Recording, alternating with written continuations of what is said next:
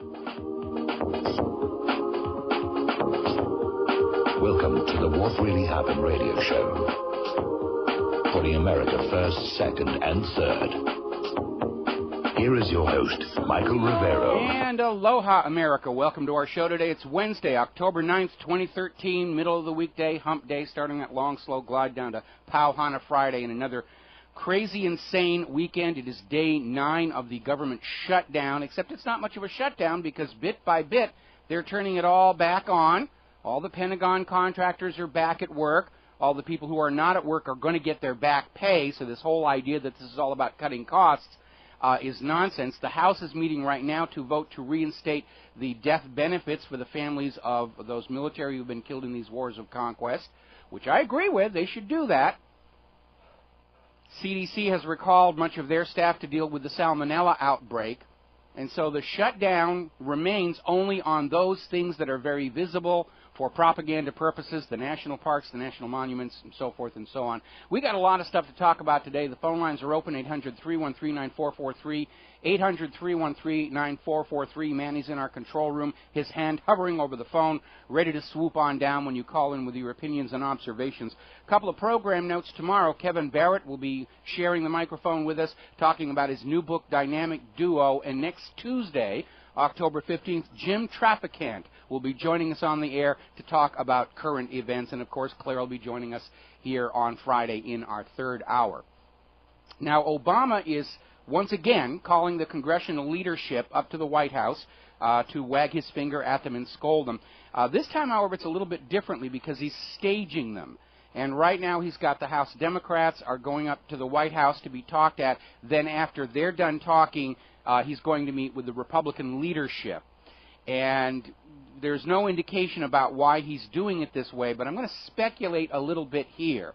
Everybody's looking for a way to save face and get out of this mess. The sticking point remains Obamacare. And given all of the monumental problems with Obamacare and the growing public backlash against it, I think Obama is looking for a compromise where they will delay Obamacare for 1 year to get the bugs out, and then he'll say, look, I'm doing my best, but obviously the system is not ready to go. I'm still right in principle. Vote Democrat next year here. Now, the promoters of Obamacare keep harping about how it's the letter of the law and is above question. And gosh darn those House Republicans for defunding it. However, under the Constitution, all revenue measures originate in the House of Representatives. The White House has nothing to say about it. The Senate can only confirm or reject. They cannot originate. It is up to the House of Representatives to decide what laws are funded and what laws are not, and that, too, is the letter of the law. Now, I note that Social Security and Medicare are also the law of the land, but the same people screaming that Obamacare cannot be defunded are openly advocating defunding those programs. So it's kind of a little double standard and a little bit of hypocrisy going on over there. Now everybody's worried about face and they're worried about their public image going in next year's elections. Now, Obama, of course, on his last speech was up there saying that, we must do everything we can to avoid a historic default. We can't default. It'll be the first time in our nation's history. And as usual, he's smoking opium. Because the U.S. government has gone through defaults before, and it's survived. But he wants you to think it is a crisis, so you'll call up your members of Congress and say, please plunge our children and grandchildren further into debt. We can't have a default. It's unthinkable. It has happened before. All the way back in 1779 with the default on the continental dollar. 1790, defaulting on external debt obligations. Even back then, they were dealing with this whole banker attempt at the takeover. 1841, 9 states defaulted on their debt. 1863, the greenback defaulted when basically they had overprinted the greenback and didn't have the gold to redeem it. In 1873, 10 states defaulted. In 1934, the Liberty bonds were oversold. And they had to basically call in all the gold and revalue the dollar by 70%. because back then the bonds were backed by gold. And by Executive Order 6102, they had to change it. Gold in 1933 was $20.67 per ounce, and the executive order made it $35 an ounce, which was the value taken into Bretton Woods. And then, of course, in 1971, Nixon defaulted on the U.S. dollar and Bretton Woods by ending gold convertibility. So the U.S. has defaulted many times in the past, and it has caused the U.S. to revise its economic behavior, but it didn't bring the country crashing down. And again, getting back to what I was saying up at the top, Obama is signaling cuts to Social Security and Medicare to balance the budget. Well, why not defund Obamacare? All of these programs, Obamacare, Social Security, and Medicare, are the letter of the law of this land. If it's okay to defund Social Security and Medicare, it is okay to defund Obamacare. And Social Security and Medicare, for all their problems, at least they're functioning in some shape or form to take care of the American people whose taxes have paid all that money into those trust funds. As opposed to Obamacare, where you're going to be paying these higher taxes and fees for 4 years before you actually get any benefits. So it's all about ego, it's all about vanity, and of course behind all of that is the U.S. government. The Obama administration is expecting an additional $200 billion in tax revenues to be generated by forcing everybody to buy more costly, less beneficial health insurance, and he needs that cash flow so that when the debt ceiling is raised, and it will be raised, he can go out to banks and lenders and say, see, I've got this additional tax revenue that we will pledge to pay the interest on the new loans that we're taking out. And that's why he's pushing for this thing to go forward now, even though it clearly is not working. We're going to grab a phone call. Scott in Virginia. Aloha, Scott. Welcome to the show. What's on your mind? Scott, are you there? Going once, going twice. All right, we'll put Scott back on hold, and maybe he'll be back there after the coming commercial break here. Now, the brouhaha over the closing of the U.S. memorials continues to grow. The World War II vets are now planning on storming the barricades surrounding the Iwo Jima monument down at Arlington National Cemetery. And apparently they're going to synchronize it with the Million Vets March in D.C., also planned for this weekend. There's a huge convergence of protests and angry Americans pouring into Washington, D.C. for the weekend. And please, please, please, if you are part of these programs, keep it peaceful. Do not give the government the excuse it so desperately wants to call out the Army, declare a national emergency, and start acting in their true nature. And I have no doubt right now that as we hear all the staging areas for the trucker strike are already maxed out in surrounding states, that the U.S. government is already trying to infiltrate agent provocateurs into the truckers, the bikers, the veterans, the banner danglers from the overpasses to try and cause trouble that the corporate media can use to demonize this expression of the First Amendment right to protest a criminal, corrupt government, and at worst allow the police to come in and start tear gassing and tasering and bashing people like crazy. We saw how they did it with Occupy, where they had all these agent provocateurs with signs saying, "Bring back communism, we love Stalin," which of course that's what the corporate media focused on, to demonize those Americans who are standing up and saying, look, this is not the nation that is described in the Constitution. We do not support a government that lies us into wars of conquest. We do not support a government that takes the majority of our wealth, our work product, and spends it on Wall Street and wars and Israel, then demands we go deeper into debt to pay for our own health care and education. We've got to take a break for commercials. We'll be back with Scott in Virginia right after these commercials. Aloha, America. Welcome back to the show. We're going to go to the phones here. Scott in Virginia. Aloha, Scott. Welcome to the show. What's on your mind today? Aloha, Mike. I was just thinking that this budget deal probably would have been signed right on time if we had been at war with Syria. Yeah, they seem to have, a month ago, they seem to have plenty of money to go to war against Syria, and they seem to have plenty of money to go to war against Iran, plenty of money to go to war against Russia and China. You know, all those things that we, the people, don't approve of and support, they've got all the money. And I'm sure Obama would have loved to have a budget deal signed while he's in the middle of a military conflict, because it would be unpatriotic not to support your dear leader while you're at war with another country. Well, I think in times past that would have been a good propaganda tactic for them to use. We must pass the budget to support the war.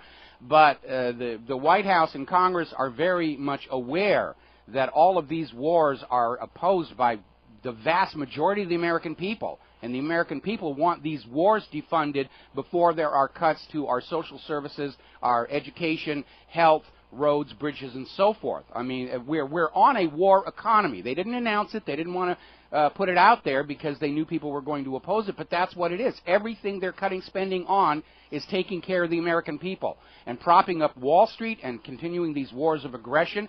They've got all the funding. Any cuts that are going out there are token cuts, and as we've been illustrating over the last couple of weeks, there are a lot of weapon systems they could simply cut outright to save a lot of money.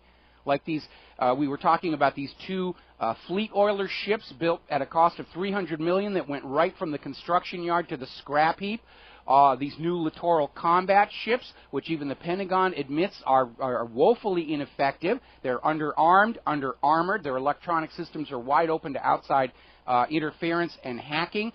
The F-22 is still asphyxiating its pilots 5-6 years on. The F-35, the single most expensive weapons development program in U.S. history, the plane does not meet its original requirements. The Pentagon has revised them down so they can say, yes, this has finally been successfully delivered. But even the Pentagon is saying this thing is not the equal of the contemporary Russian aircraft. It's a lousy dogfighter. It can't fly in the rain or fog or anywhere near lightning. The carrier version can't land on a carrier because they put the arrestor hook too close to the main landing gear. That helmet-controlled fire control system still has not been delivered, and it just goes on and on and on. And why are we not cutting those programs out in order to return the people's tax money back to taking care of the people? Well, I think that's their game. They gave up their game because we're all aware of it now about these false wars, these false pretenses. And I tell you, one thing that struck me, Mike, was how hysterical CNN was about wanting us to go into Syria. I mean, it was just unbelievable. It was like within a 24-hour period, the anchors were just they lost it. They were all for this war in Syria based on no evidence. And it just totally discredited CNN. If it wasn't discredited before, it's gone now. And I think you saw in the comments section, the blogs on CNN, where even the liberals commenters were saying CNN's a farce. I mean, it's gone. They've ruined themselves over this Syria conflict deal. But the reason I was calling was about Obamacare, because I was for Obamacare until Obama lied about Syria. Now I don't trust anything about Obamacare. I was for the idea originally, but now I don't trust the author anymore. Well, that's absolutely the lesson to take away from this thing. What we're told are the reasons for what the government does are never the real reasons. It's always about taking more money away from the American people. I mean, just from this debt ceiling impasse and the revelation that the real federal government debt is actually up around $220 trillion, we know this government is absolutely desperate to find new ways of generating revenue, and they don't care if it's by hook or by crook. They've been playing this hoax about human-caused global warming, trying to pass carbon taxes. This whole Obamacare is clearly just another cash grab between the increased cost for health insurance and the tax revenues that will generate, or the outright IRS fines for noncompliance. It's just about grabbing more money. And the reason it is going to fail is because we, the American people, are tapped out. We simply do not have the money to go on paying all these costs imposed on us by Wall Street and Washington, D.C., and nobody in that entire cabal, if you will, has been working on reviving our economy, our manufacturing, and our agriculture in order to allow Americans to transform their labor into sufficient wages and salaries to meet those new demands. And that is where the overview was important, and they utterly failed on that. They're grabbing more money from us at the same time their actions are decreasing our ability to come up with that wealth. Labor precedes capital. It always has. And Wall Street has just gotten into this idea that because of the Federal Reserve Act and Bretton Woods, they automatically get a piece of the action of all commerce, And they don't care what that commerce is, just going back and forth. But the American people are now tapped out of wealth. The rest of the world is turning away from the U.S. dollar and Bretton Woods. And these guys don't have a clue how to turn the situation around because they have gone on for too long with this financial fraud. There's nobody in government, with precious rare exception, who actually understands manufacturing or infrastructure. These are all professional politicians. They're lawyers. They're living on inherited wealth. They're completely disconnected from what real life is in the United States of America. And it's one of the reasons we keep seeing such poor decision-making in terms of what it would take to restart and revitalize our economy. Well, I think when this all collapses, Mike, I think we differ a little bit about what's going to happen once it collapses. I think once it collapses, and it will collapse, it's just one huge Madoff scam. That's all it is. Yes. Once it collapses, our economy, it's going to suffer, but it's going to be revitalized, and I'll tell you why. Because we will go through the biggest reconstruction of this country that's ever taken place since the Civil War, because of all the money junkies, and we're the home of money junkies. And we also, many of these money junkies are also power junkies. And when this system collapses, and it will, a lot of these money junkies are going to look at themselves as the new founding fathers. That's what they want to be, the new founding fathers of a new nation. Mm-hmm. And they're going to fight for that. And they're going to come after us. They're going to come after the same tricks. They're going to want to reestablish a central bank, which we've got to oppose big time.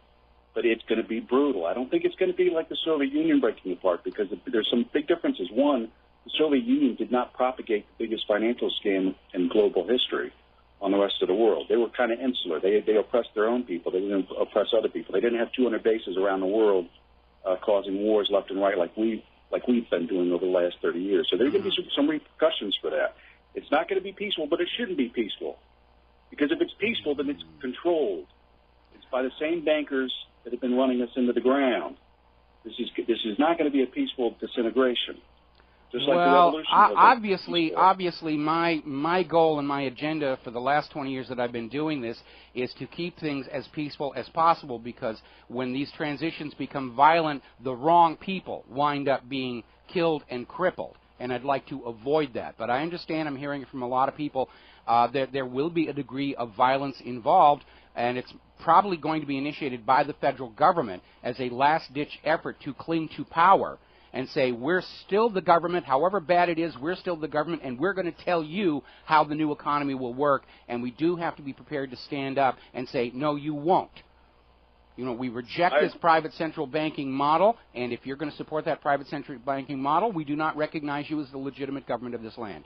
And we're going to have to be prepared to make that stick, because otherwise we're just going to re-enslave our future generations to the same sick, predatory system under which we are slaves. And it doesn't take much. It just takes one central bank, just one, to start this whole disease over again. Because once you start the printing presses, everything else falls in line. And with controlled opposition, all of it. But well, we got to take a break for commercials. Don't go away. I'm going to come back to you after the commercial break, okay? We'll be right back after these words from our sponsors. Aloha, America. Welcome back to the show. We're still talking with Scott in Virginia. And, Scott, obviously, I don't think anybody likes the choice that Americans are facing right now of either a complete economic governmental collapse or alternatively getting into a nuclear world war trying to force Bretton Woods on the rest of the planet, which we will probably lose. But obviously between the two, if we have to go down one of those paths, I think a shutdown or rather a crash of the Federal Reserve System and a replacement of the government is definitely the way to go. Now, there is an aspect you need to keep in mind. We know from past history that whenever any one nation gets rid of their privately owned central bank, they are immediately set upon by the other nations enslaved to privately owned central banks to force them back on it. However, because this entire global central bank system is completely tangled up with itself and certainly very much anchored in the United States Federal Reserve, when the U.S. Federal Reserve comes crashing down, it's going to take down every other private central bank on Earth, and that is the time for the people of planet Earth to stand up and say, from now on, for the rest of human civilization, government-issued currencies, the public currency as a public utility, no more private bankers hijacking the money creation authority as a get-rich-quick scam for themselves. Never, ever, ever again. We saw this happen in ancient times. This is the reason why religions ban usury. Early Christianity banned it. Islam still bans it. And the reason is they saw what this kind of banking did to ancient civilizations. But because they were dealing with populations that weren't very literate, were not well educated in terms of economics, were not able to think rationally and logically, they put the prohibition against usury as a religious commandment from the imaginary playmate in the sky. And we need to remember, and we need to enforce for future generations. This is a disaster when a nation of people are forced to conduct all their commerce using banknotes borrowed at interest from a private central bank. You are thereby made slaves of that bank. And we need to carve it in stone. Forget about the Georgia Guidestones. We need a huge rock monolith saying no private central banks ever again in every language on planet Earth, and we need to stick that someplace where everybody's going to see it for the rest of time. I agree with you. You know, I proposed an answer to all this to you about 6 months ago, and I'm surprised that no one put it into action. But here's my quick idea. Take it with a good sense of humor, okay? Okay. All the land within the continental United States is stolen property, okay? What we didn't steal from the Indians, we stole from the English. We paid for it. And the We stole Spanish. it. And the Spanish. So here's my proposal, Mike, and this proposal is brilliant because it makes the bleeding heart liberals happy and also the Republicans happy. What we do is we acknowledge that all the land in the United States is stolen property, so all titles on it and loans are void because it's stolen property. Mm-hmm. We offer the property back to the Native American Indians. We have about 5 million of them left in the United States. And in return, they offer to resell it to us at 1% of its value, land value, not building value. 1%, and give us 10 years to pay them back. Okay, now here's the beauty of this. They're not really interested in Detroit anymore. I don't think the people of Detroit are interested in Detroit anymore. So what we do, and this is going to make Republicans happy, we're going to confiscate all of Ted Turner's land. He's got a bazillion acres at Buffalo Run, right? We're going to confiscate it over eminent domain and give it to the Indians. They'll love it. It's pristine land. Now, 1%, that means if you own a house of $200,000 value, you only pay $2,000 over a 10-year period and you own it outright. Okay? No matter what the mortgage is on it, because that's void, because that was made on stolen property. Now, of course, the liberals are going to be happy because we're giving our, we're making good on the Indian, what we did to the Indians, so the bleeding hearts will be happy. Now, here's what's really going to get the Republicans to go for this big time. Because once we announce this, the dollar is worthless because the central bank is gone, okay, immediately. Once we announce this, the federal note is worth nothing. So what we do is we use the medium of exchange that we used 200 or 300 years ago. And Republicans are going to love this. We're going to pay back the Indians for the same thing we did 2 or 3 years ago. Skins from dead animals, guns, and booze, and junk beads. Well, it's a very romantic notion, but I think there's some practicality issues with that. I agree. We went through that here in Hawaii back during the Clinton administration when Bill Clinton signed that public law acknowledging the illegal annexation of Hawaii. And we had a lot of the indigenous Hawaiians immediately said, okay, obviously all the land titles granted based on that U.S. annexation are null and void. And even though lawyers agreed that technically, yes, that was true, the state of Hawaii just arbitrarily passed a law saying all the current modern land titles are still the land titles, and we're sorry we stole your country, but we're not giving it back. Prudence is going to tell us that if we are heading into a transitionary period in this nation, we want to change as little as possible with our current system in order that the people will accept the new system with a minimum of rejection. And so we need to be very prudent about what we change. We want to keep as much as we can. Certainly most of the Constitution and certainly all of the Bill of Rights need to be kept. The one big change, obviously, that I advocate is no more private central banks getting the authority to create and issue the public currency as a loan and interest. That has to go. But I think dramatically and fundamentally changing the very nature of our society is going to result in a great deal of resistance and alienation from the American people. So we need to be very careful. We need to pick and choose to change only those things that really do need to be changed. Honest elections, that's also on my list. But otherwise, we want the new United States basically to look like the old United States with the rotted parts cut out and everything else left intact. And I think that is a far more reasonable, practical way to move forward. And a much weaker federal government, because there used to be, back in the day, people owed their allegiance more to their state than they did to this federal entity. Absolutely agree. A strong, tyrannical central government was never in that original Constitution.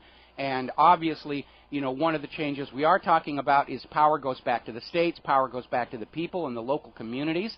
The central federal government exists only to arbitrate issues that affect the nation as a whole, to raise armies only in time of war, and certainly in an age where direct electronic participatory democracy is possible. I think the new central government's job is basically that of a janitor. Keep the roads repaired, keep the trash emptied, and major issues of national policy, like going to war and spending taxpayer dollars to prop up Wall Street or whatever replaces Wall Street, that can and should be put to a direct vote of the general population. And we have got to make election fraud the highest of the high crimes and misdemeanor. We know that vote fraud is rampant all across this country, and anytime somebody gets caught, it's a slap on the wrist. When somebody is rigging an election, they're stealing the country from the people. They're stealing the people's tax money for purposes it was not intended to. We should make election fraud grounds for immediate removal from a campaign or public office and a permanent lifetime ban on ever holding permanent office again, because if a candidate can't get his own staff to obey the letter of the law, then they are by default not qualified to be running a state, a city, or the nation. And to make the state governments weaker as well. That way, if there is election fraud, it won't be as devastating because the government won't be that powerful to begin with. And their decision-making won't affect us. Well, that was the model set up for this country, where the Founding Fathers understood that the curse of political power is it attracts the very sort of people who should never be allowed to have it, and that was why power and authority was diffused all across the country at all levels of government, so that there was no one point where somebody wishing to seize control of the country could grab and then say, I'm the king of the world. And it was after the Civil War that we saw the roots of the rise of this central tyrannical federal government, and especially for the last 100 years with its incestuous relationship with the Federal Reserve and Wall Street, things have just gotten worse. But overall, I think much of what this country was started on, its founding principles and the Bill of Rights, that must be carried forward into the new nation.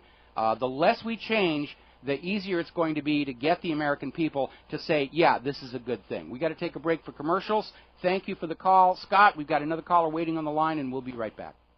Aloha, America. Welcome back to the show. We're going to go back to the phones here. Andy in Utah. Aloha, Andy. Welcome to the show. What's on your mind? Aloha, my brother. I just had an emotional experience, a life-changing experience. I actually had to stop up and cry. I didn't realize what was going on until it was right at the end, but I was just coming through Salt Lake, had some business down there, entering the freeway. I had to change, 3 lanes. And I ended up getting right in the middle of a, usual traffic jam, unusual for this time of day. Truckers going north there, and I see a California license plate. I'm right behind it, and he pulls over into the lane that's going to go east to 80. And I see there are 3 or 4 trucks that are in the 2-lane place where you can do it. And you never see them that close together. It's, look kind of like a deliberate, grouping. But I pulled up past them, as I passed up another California plate and a Nevada plate. And I saw, as I came by, there was a veteran in the front seat. And then in the front, there were 2 motorcycles, and they said, Tyranny Response Team, California plates, nice bikes. These boys are going, and they got they got cowboy boots on. So as I went past, I realized wow. Here's the other part. So I get stuck in the second lane, and the bikers. Okay, this is when I realized I see they got these tyranny response teams. And I got with me a half a mile, quarter of a mile. So I got to take that left-hand turn. They're going to stay in their lane, which goes east. I'm going north. So as I stay there, the biker turns to me and signals, do you need us to give you the lane? Yes, thank you. So, thumbs up to the guy. And I thumbs up him too because of his, what he was wearing. And then as I come behind them in the first truck, the trucker honks at me and blinks his lights, and they're going on a freedom crusade, and I see vets are with them. Looks like old guys. This guy looked like he might have been a Marine, and it just took me a few minutes to realize what I just saw. I went right through the Freedom Drive. It's on its way. It's gone through Utah, and I would love to stay there. I'm going to take $50 now to the first truck stop that I get to. I'm going to find a trucker going, and I'm going to help him. And gosh, I'm just thinking as I cried. It's outstanding to see a part of history like that, and I'm getting emails from all over the country where they're saying all these little staging points where all the truckers are meeting before they go into D.C. They're already filled to capacity. And I'm getting all these reports. Everybody is just helping everybody else. There's this huge community cooperative effort, and I support what they're doing. I saw that, yeah. Veterans and truckers and bikers, and I'm thinking, well, what if the trucks are full of supplies, food, tents? What if the bikers are they're always armed? What if the vets, are the ones that took the Iwo Jima Hill and know how to do it? And these are all going to the same spot in Washington this weekend. Oh, boy. They could take the place if they wanted, but I doubt they will. If they wanted, but this is being promoted as a peaceful demonstration, and I'm sure that these truckers and bikers are smart enough to realize that any violence at all is what the federal government wants, because then they could use it as an excuse to declare a national emergency and, oh, gosh darn those truckers, now we have to regulate where trucks and motorcycles go for the sake of public safety and the rest of it. So I'm sure, and this is also based on the previous demonstrations, it will be peaceful. I think our major concern, of course, is agent provocateurs that are infiltrated into these groups. I mean, we're still hearing the fallout from these undercover cops who were part of this motorcycle gang and helped beat up this guy, on the freeway. So we know these motorcycle gangs are, in fact, infiltrated. It would be very trivial for FBI or CIA to basically acquire a big rig truck and put a bomb in it or something like that. And I think we need to be far more concerned about U.S. government dirty tricks than we are about all these truckers and bikers and veterans and the rest of the people who are doing this. And I support what they're doing. And by the way, this weekend is the United We Strike radio marathon that are going to be broadcasting in solidarity and support with this demonstration. And the point of all of this is not necessarily to send a message to Congress and the White House, because they're not listening, but it is time for the American people to stand up as the American people and send a message to the rest of the world. We do not support what this federal government is doing. We know they are lying about all these wars of conquest. We do not support their fiscal policies. We refuse to be the wallets of last resort for Wall Street's crimes and corruptions. And that's an important message to get out for a couple of reasons. First and foremost, so that future history does not collectively demonize all Americans for the crime of a rogue government, the way our current history tries to demonize all the German people for what the Nazis did. And secondarily, our entire financial system is still being propped up by a huge amount of foreign investment that is kept in place by the U.S. government's promise that no matter what happens, if they make money, they can keep it, and if they lose money, the American people will be forced to cover the losses. And when we stand up and say, the government can't keep that promise any longer, we will see foreign investment start to flee this country, and it's already working. Foreign investment in the U.S. is down about 30% over a year ago. And so that is why I'm supporting what these truckers are doing. If I were on the mainland, I'd want to be there myself. I don't own a truck, but I do know how to ride a motorcycle.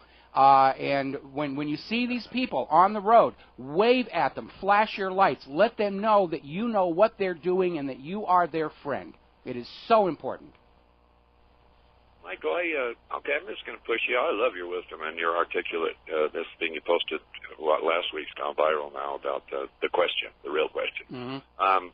Okay, I notice you and others, in the alternative media world, they don't actually come out and praise, but you certainly cover it when the veterans climb over the new memorial, the barrier and barricades. They are in violation right there. I disagree. I disagree, and I have praised them because those monuments and those national parks are the collective property of the American people. The government is the janitor who is charged with emptying the trash cans and keeping the weeds pulled, and if they don't want to do their job, that's fine. But they don't have a right to close the gates to the American people. In fact, when the veterans were storming that World War II memorial for the second day, I put out on the air that any veterans in the area of Washington, D.C. ought to be standing right next to those guys and escorting them in, because this government... You're going to... Sorry, go ahead. Let me finish this thought here. If this government is showing such disrespect to the veterans of World War II, what kind of respect are the veterans of Iraq and Syria and Afghanistan and everywhere else we've invaded, what kind of respect do you think you're going to get in the future? Well, let's hope that it's not a war, but if it is, they always talk about the first battle, and it appears that if it escalates, which I think the federal government, of course, wants it to, and beware false flags, but it might be called the second battle for Iwo Jima. It could very well be, but again, I counsel against any kind of violence. Just stand firm peacefully. And again, it is important that the American people stand up as an American people of all colors, genders, orientations, religions, whatever, and shout to the rest of the world. This government does not have our support and allegiance and certainly not our belief and trust for all the things that they are doing. And when that message gets out, that is a far more important victory than a symbolic arrest of a congressman at Capitol Hill. Oh, I appreciate that, Mike. And one other thing before I go, if I could. Yes. I'm going to ask others to help me. The truckers are throwing in the gas prices as an issue. Plus, I've heard corruption. I've heard Constitution. But gas prices. So, we all know they're probably borrowing to do this. Who's paying their way? Who won Washington ordered that much stuff? So I'm going to suggest they will need some gas help. They're complaining about it right now. Let's dig deep and go to those areas and help them. I think that's a very, very good idea. Just get a bunch of friends, go out to the truck stop, and every time you see one of these truckers on their way to Washington, D.C., just offer to pick up part of the gas tab. I think that's a wonderful way to do it, and to send the message that the eyes of the world are on Washington, D.C. this coming weekend. Got to take a break for Phyllis Shapley and some commercials. Back with another phone call after these few words. Aloha, America. Welcome back to our show, to hour number 2. We're going to go right to the phone. Scott in Wisconsin. Aloha, Scott. Welcome back to the show. What's on your mind today? Hey, Michael. I tell you what emotional time today for me. I want to, first of all, thank Scott for his great knowledge and wisdom, which that would be a logical thing to do, but I don't think it's going to happen the way our country is right now. And I'm a man of hope. I want to also, Mike, I take my hat off to that last caller. Yeah. Help the truckers out. Mike, John Bon Jovi, latest album, he said, ring the bells of freedom. And when you listen to that song, and you got a heart, it kind of brings a tear to your eye. And I think it's kind of consequential when we saw this lady last couple of days that went into Washington, and she panicked. And they went fully way out of control with that situation. Mm-hmm. I just pray for the truckers to go in there and sound their horns for freedom. Listen up, truckers. If you are going in there, sound your horns for freedom for our country in the Declaration of Independence. And another thing, Michael, as you were talking about earlier, to be on alert for them to start something. Absolutely. These guys are looking at any opportunity to look at how they handled the situation with that woman. There was only one defenseless woman with a child, a baby in her back. And so what I'm asking all the truckers and the bikers to stand together, and we the people in this country, no matter if you're white, blue, purple, pink, to stand together and pray for these guys and the safety, but also send a message that we are not going to accept the lying, the deceiving, and the betrayed of this government has done to us. And I just want them to understand, go into where the humble heart, and don't go in there and panic and make stupid decisions. We saw what happened to that woman when they went total out and scared her and she panicked. We just pray for her. Let the freedom ring in this country. And Mike, I just thank you for taking my call, and God bless the soldiers that fought in these past wars. God bless the truckers that are going in to go in hopefully peaceful and send a message that we're tired of this tyranny that upon us, and also to the bikers. We stand with you guys. God bless. Absolutely, absolutely. Now, I have a couple of comments on that. This situation with the D.C. driver, along with the escalating and open police brutality against Americans. We joke about the police being on SSRIs, but there is a purpose behind all of it, and it's called psychological repression. To get all of the American people so traumatized and scared of anybody in a uniform that we're paralyzed. And we'll just stand there, and we don't dare do anything unless we're going to be shot or tased for reasons we can't even comprehend. That's what it's really all about. And the word has gone out to the police that they can abuse the American people with impunity. They will not be charged. They'll not be prosecuted, although apparently they did arrest this one undercover police officer for beating up that guy with the bikers. But overall, it's all about repression. To transform Americans from people who are motivated and have initiative and are out there just finding new ways to live into people just standing there paralyzed by fear and only doing what the government tells them to do. And that is the mechanism behind all of this stuff, this complete overreaction to anything that happens with lethal force. So what's going on there? Now, regarding the truckers. Right now, this government is absolutely afraid of the American people because they understand the American people have opened their eyes. They see the true nature of this government, the true nature of this banking system. The American people are very angry and unhappy. All of this tantrum throwing with closing the memorials and the national parks has backflashed on the government big time. And the federal government itself right now is demonstrably weak. They're broke, hopelessly in debt. They're divided, quarreling amongst themselves, still trying to serve their own individual agendas. They clearly do not have a coherent policy overview of the nation as a whole. And they're in danger of collapse right now.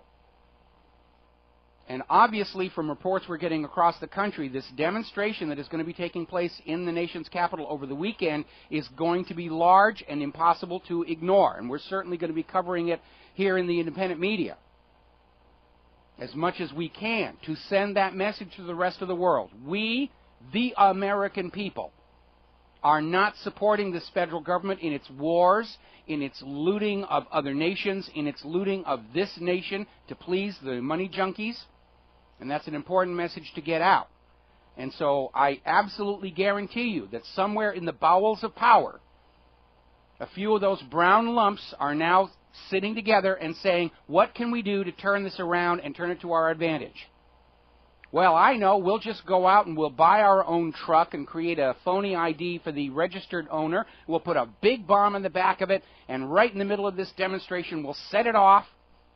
And that'll teach those bikers and those truckers to ever come here into Washington, D.C. again. It'll unite both houses and both parties of the government to stand behind Obama in the face of this new terror threat. We'll have to have checkpoints for trucks everywhere they go. TSA is going to have a brand new set of crotches to grope. I'll tell you right now, it is an absolute given. They're planning something like this. And so if you are part of this peaceful demonstration going into Washington, D.C., look around you, be aware.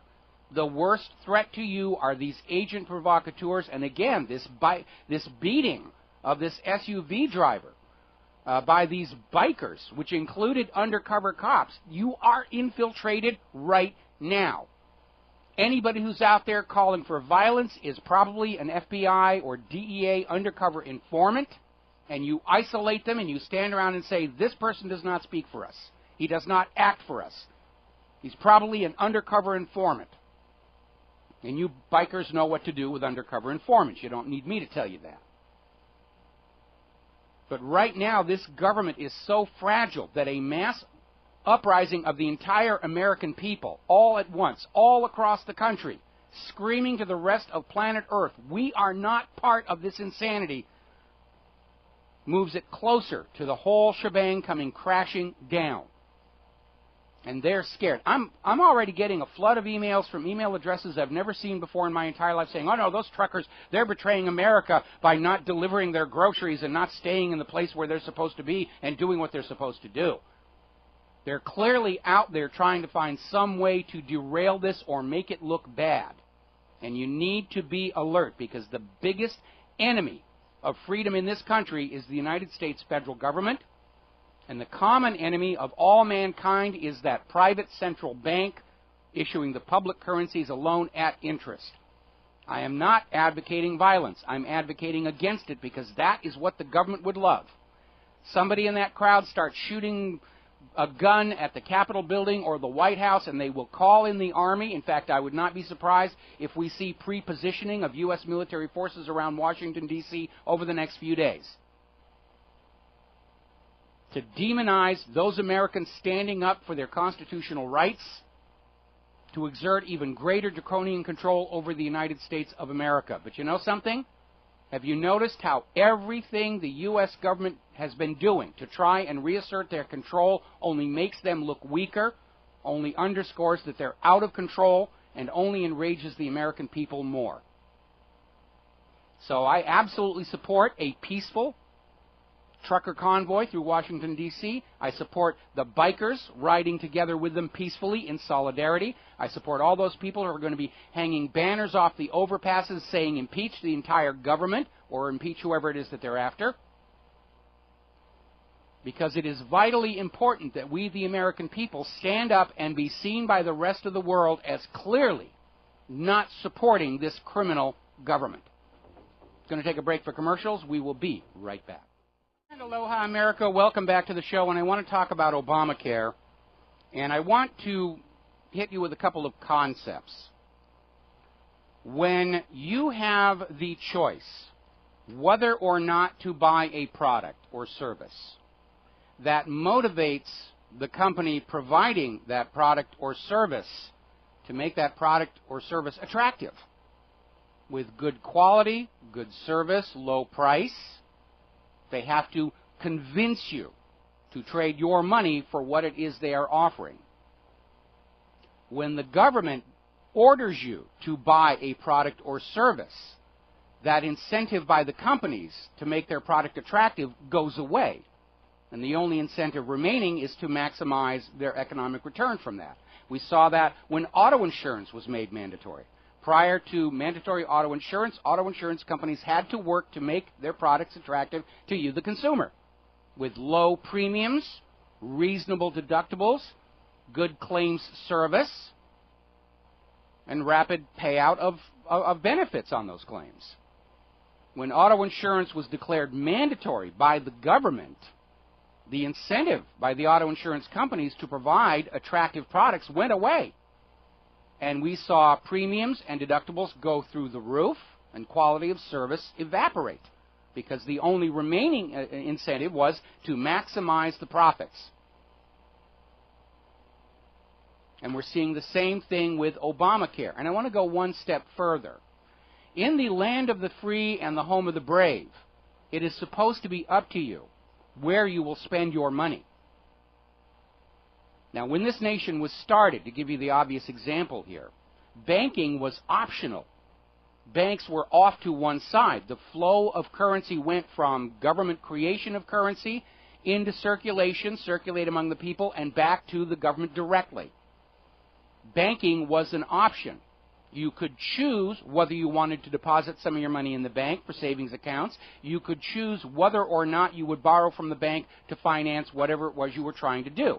And because banking was an option, banks had to work to make their services attractive to the American people.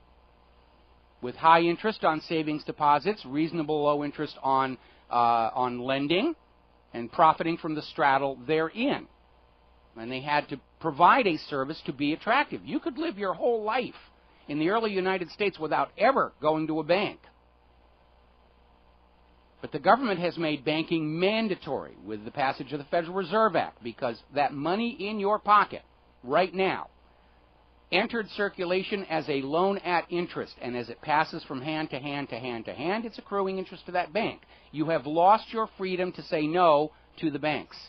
And it was one of the most important freedoms won in the American Revolution, because ignoring all the propaganda from the state-controlled schools about the tea tax and the Stamp Act, if you go back and read the writings of Thomas Jefferson and Benjamin Franklin, it was King George III's Currency Act which ordered the colonies to abandon their own currencies and conduct all commerce using banknotes borrowed at interest from the Bank of England, that led to the American Revolution. And so now the government has taken away your freedom to choose whether you will buy auto insurance. They're now taking away your freedom to choose whether or not you will buy health insurance. They've made buying little Wi-Fi headsets for your cell phones mandatory. You've lost your freedom to do that. And when you look at all of the things the government now compels you to buy over and above the money they take directly from you in taxes, you realize what an incredible dictatorship we're living in right now. Freedom means the freedom to say no, especially to the government. There is no freedom without the freedom to say no. Say no to wars based on lies. No to being coerced to buy products and services you may not even want or need from political cronies. This demonstration going into Washington, D.C. this weekend, among other things, is reasserting the American people's right under the First Amendment to say no to an oppressive government. That's why I support them. Meanwhile, getting back to Obamacare here, there was a bit of a confusion down in Florida, because their lead healthcare navigator in the entire state of Florida made a statement that applicants for Obamacare through their exchange had to provide their credit scores in order for the insurance companies involved to decide whether or not they were going to sell you insurance or not, which completely undermines this idea that the Affordable Care Act is supposed to guarantee health insurance for everybody. And now we're finding out that based on your credit score, the health insurance companies can simply say, we're not going to deal with you. Now, they have since come back and said that that was an error, and yet the facility to provide your credit scores are still in the application process here. Now, the corporate media is now saying that Obama's approval rating has dropped to 37%. Oh, horror of horrors. This is coming out of, let's see, a new poll. I don't know who carried out the poll, but I get very suspicious of these polls that say the 37% of Americans approve of Obama. We ran our own poll at whatreallyhappened.com. Do you approve of President Obama? We only got 5% yes. So I think the corporate media is still engaged in attempting to convince Americans that at least a significant portion of the population supports Obama and his programs. Because if you go out and you talk to just 10 of your friends, do you approve of Obama? You're not going to get 37%. You're not going to get 4 of the people saying, oh, yes, he's doing wonderful. One of our readers, responding to an article that was posted on whatreallyhappened.com, said, it's time for a poll of which do you have a higher opinion, Congress or dog poo? And dog poo won by 98%. And I think that is far closer to the reality of the opinion of the American people of our central government than all these polls coming out from the obedient corporate media and their prostitutes and correspondents saying, most Americans are still in love with the government. No, we're not. We have no reason to be in love with this government. This government has not earned our love, respect, or trust, or loyalty, because loyalty is a two-way street. And this government is not loyal to the American people. The needs and the general welfare of the American people are clearly at the bottom of the list of priorities followed by this government, with propping up Wall Street and wars of conquest and Israel clearly up at the top. Now, yesterday we were joking about this slap in the face where American veterans were not allowed to hold a rally on the National Mall because of the shutdown, but this rally for immigration amnesty and reform was. So here you had American citizens, war veterans, taxpayers who own that National Mall were kept out to maximize the pain on the American people for daring to say no to more debt on future generations, and yet Obama allowed this rally of illegal immigrants who are not taxpayers for the most part, and certainly not citizens, and they don't own that National Mall, to hold this huge rally screaming at Congress, oh, we've got to have immigration reform, which means give them all green cards and turn them into taxpayers and soldiers. And I made a joke that if I'd been living in Washington, D.C., I would have gotten 20 other guys, gone down to the Halloween costume store and gotten all these immigration uniforms and just charged into the crowd just to see the reaction that would happen. Apparently there were arrests, including some members of Congress who were down there screaming about immigration reform and we've got to legalize the illegal aliens. Now, there is a way for these people to become U.S. citizens. There is an immigration process. It's not like there's a giant Berlin Wall around the continental United States. There's a legal way to become a citizen, but these guys don't want to do that. They want to walk across the border and be citizens. By definition, they are criminals, and many of them were in their home countries. They're fleeing prosecution, and we should be very careful who we allow to be citizens of this country. We'll be right back. Aloha, America. Welcome back to the show. We're going to talk about the economy a little bit because obviously the economy is still in dire straits, and the amount of fraud is continuing to go right through the roof, and it's all sanctioned by the federal government. They continue to look the other way, and they did manage to get the stock markets into the green today through the magic of the plunge protection team. But we're looking at the story from over at Blacklisted News, where all of these large Wall Street firms and the hedge funds are deliberately dumping bad debt investments onto small investors. Still have small investors coming in saying, I want to buy this, I want to buy that, and these large Wall Street firms are deliberately dumping questionable investments onto them. And we've seen this before, where these Wall Street firms were selling these mortgage-backed bundles they knew were worthless to their clients. These brokers aren't there to take care of the investors, despite what their commercials are telling you. They're there to make huge amounts of money.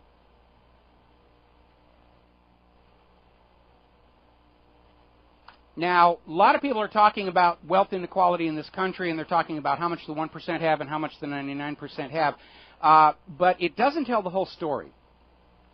Because for the bottom 80% of Americans, 70% of their wealth, two-thirds of their wealth, is locked up as equity in their principal residence, which means their actual disposable income, disposable wealth, is even smaller, which is why retail is dying on the vine here. And of course, with all of this escalating mortgage costs and declining property values, despite the manipulations, most of these people, on paper, they may have all this wealth in their home, but if the mortgage exceeds the worth of the equity, they really don't have anything at all.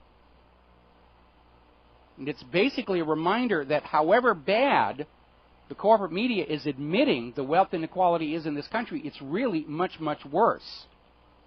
Now, a lot of people have been talking about the disastrous effects of quantitative easing. It's being held aloft as, oh, it's good, it's helping the recovery. No, it isn't. And I'll tell you, a segment of our population that it is harming very much are the senior citizens.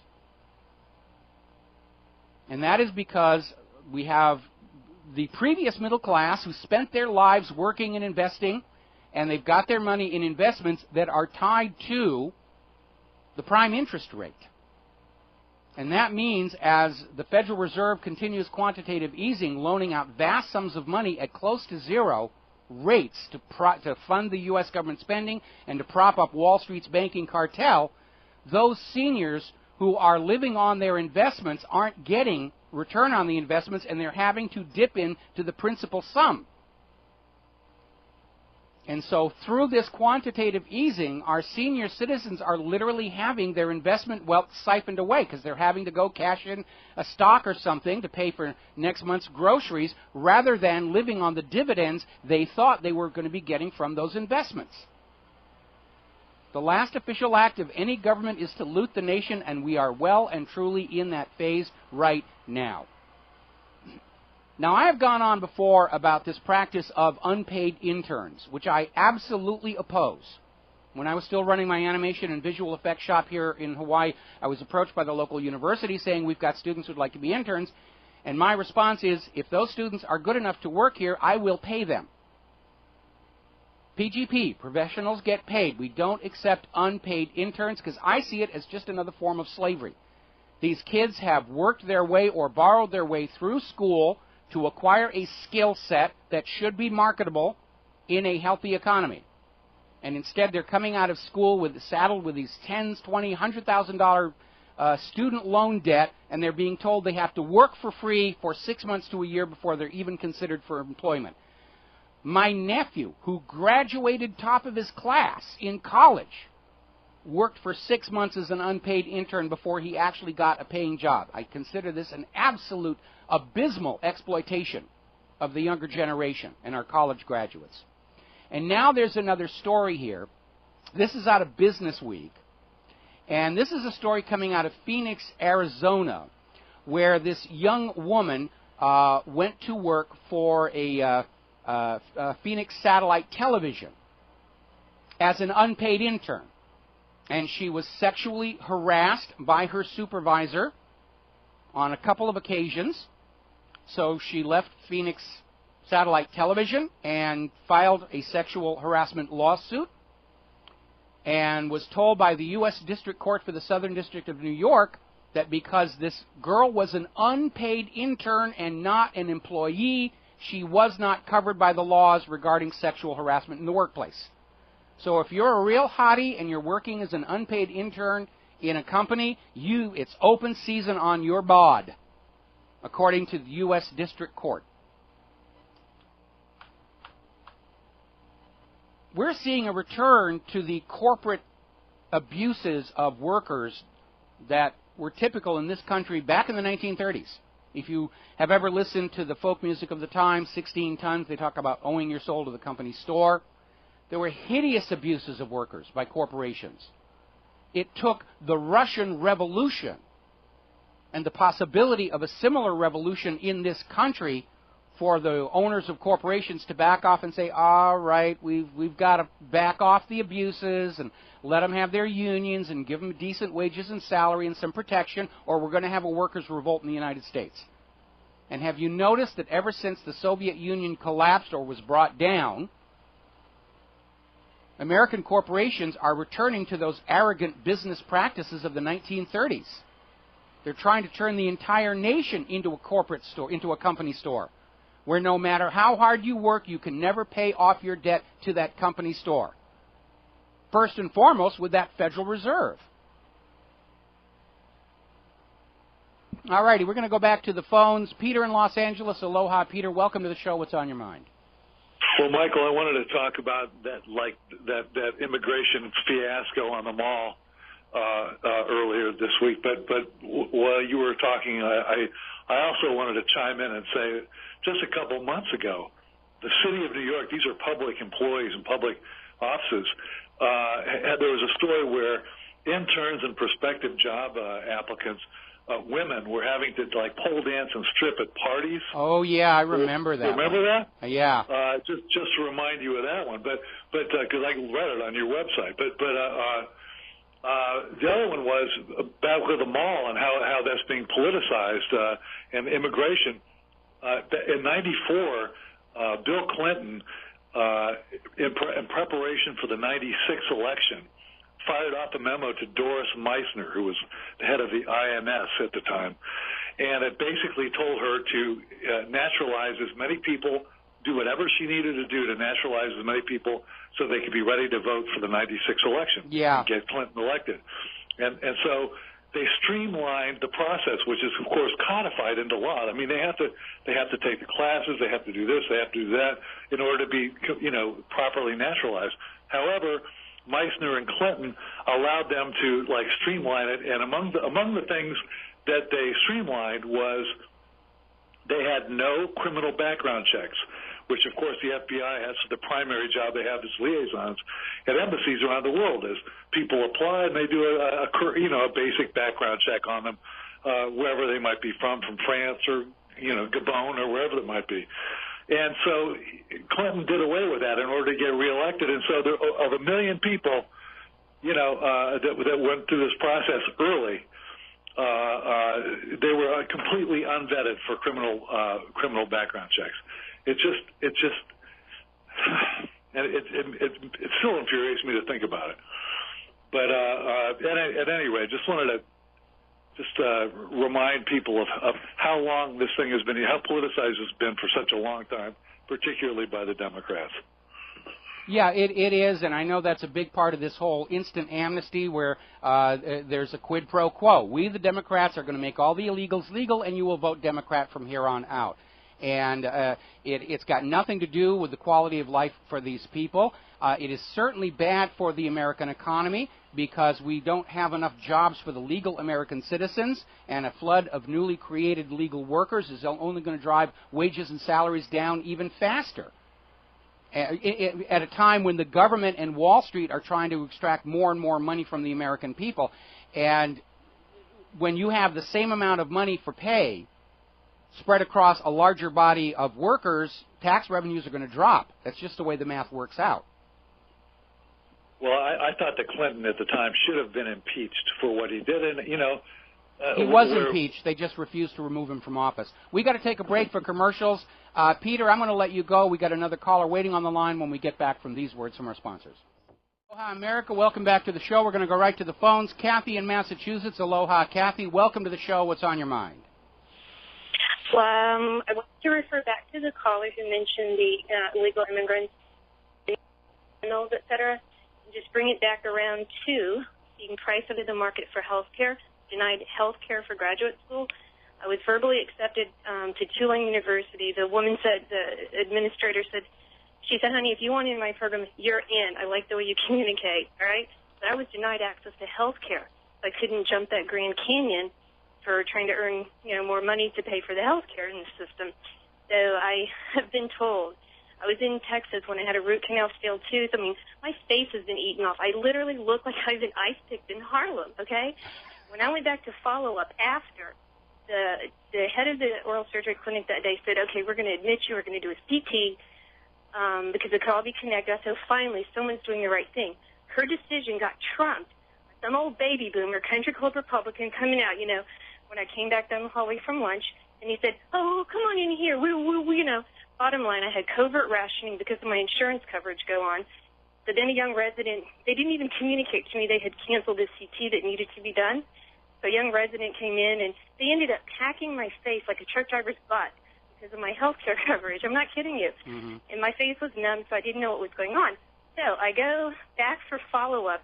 My face had swollen out. I got verbal approval after a couple of calls, and you didn't even want to call me back to take the gauze. I had no idea they jammed 6 inches of gauze in my right cheek, just a bunch of dumb fuds. So I go back to follow-up, church dress on, I knew where I was. It was conservative. Everything, I look as good as I can look. I even had it like camouflage with 3M microspore flesh-colored tape, right? And you know what I had happen?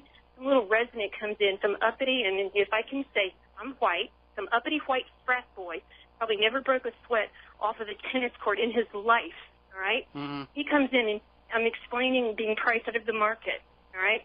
And he says to me, well, if you don't like our health care, why don't you leave the country? I literally was told to leave my country. And, and I just looked at this guy, and I leaned forward. Can you imagine? I was just like, and I leaned forward in that dental chair, and I said, because they don't take immigrants like we do. Okay. So well, I hear what you're saying. I hear what you're saying. We know the United States medical system is completely corrupted by commercial interest and profitability, and it goes all the way back again to the Nixon administration, where this whole HMO concept was brought up to turn illness and disease into a profit opportunity. And we know that ever since then, costs continue to rise, quality continues to go down. And it's a very shocking situation that even before Obamacare, our medical health decisions are being made not by doctors and nurses, but by accountants and people looking at actuarial tables to maximize the return. And one of the areas of concern about Obamacare is that as people get older and the expected return in tax revenues from their labor begins to decline, that will become a major deciding factor in what medical care they'll be given or not. You know, if you're coming up close to retirement age and you get a serious illness, they're going to say, well, this guy's going to retire in a couple of years anyway. We can't make any more money off of him.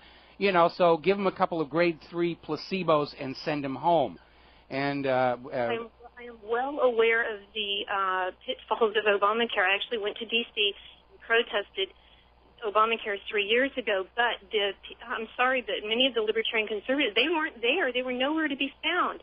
They weren't personally affected yet in their wallets like I have been for over a decade, so they weren't there. And now they're whining like a bunch of, I'm sorry, but especially the older baby boomers. Well, it's not their fault, because remember, we were told Obamacare was all about health care for the people, and now we're realizing it's just another cash grab, just like we were initially told that all this screaming about human-caused global warming was for the good of planet Earth and everything, and we find out that's just another cash grab. This government has But I knew years ago that it wasn't. I knew years ago if people had been more engaged, paying attention to what was going on in society around them, maybe we could have had a different solution. Well, I've been at this for 20 years. And only recently has my audience really started to grow to start to compare with the corporate media outlets here. So better late than never. But right now, what every American needs to understand is this government's one and only priority is taking more money away from you to keep themselves and Wall Street propped up a little bit longer, and everything else is secondary. Your health, toxic-free environment. I mean, if Obamacare was really about taking care of the health of the American people, they would be going after these toxic adjuvants in vaccines. They'd be going after these very dangerous prescription drugs that are killing more people than they're helping. They would be, definitely looking into the now proven health problems that result from consuming GMO agriculture and some of these pesticides that are now built into the genes. They're not doing that because all those products make money and they get tax revenues. That's their only concern right now, taking more from you to give to their banker buddies. I just want to encourage RBN listeners not to lump people on in the system all in some degenerate, low-functioning category. I really want to do that because not all hosts are as open-minded as you are and as well-read on this issue.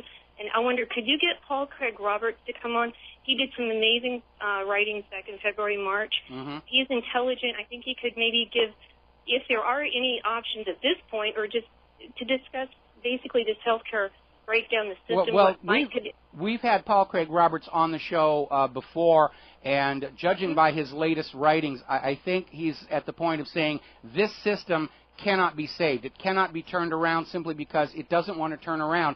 For the Wall Street bankers and the people in Washington, D.C., they think life is just perfect because the wealth of the nation and its people is just pouring into their pockets. They have no incentive to change whatsoever. And I think we're just going to have to stand back, be patient, let it implode, but be prepared to decide for ourselves what the next generation of the United States of America is going to be. And that means no private central banks. Can I say one more thing in closing?